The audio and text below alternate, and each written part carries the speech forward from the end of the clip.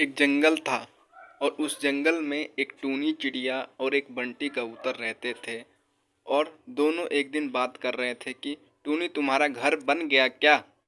एक जंगल था। उस जंगल में दो चिड़ियाएं रहती थी।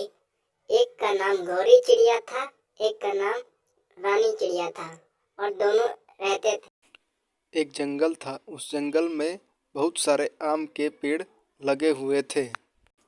उसी आम के पेड़ के पास एक चिड़िया रहती थी और वो चिड़िया सबसे मिलजुल कर रहती थी। एक जंगल था, उसमें एक चिड़िया अपनी बेटी टुनटुनी के साथ रहती थी। और टुनटुनी अपना घर चलाने के लिए वो ऑटो रिक्शा चलाया करती थी। एक जंगल में टुनटुनी चिड़िया का एक पेड़ पर घोंसला था और अभी उस घोंसले में एक भी अंडा नहीं आया था।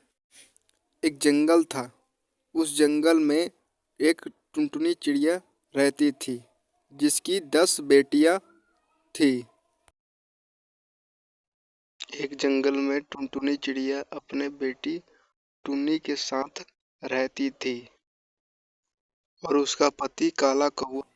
एक जंगल में टूनी चिड़िया अपने बच्चे चुनमुन के साथ उस घर में रहती थी और टुनटुनी अपने बच्चे और अपने लिए डेली खाना बनाया करती थी।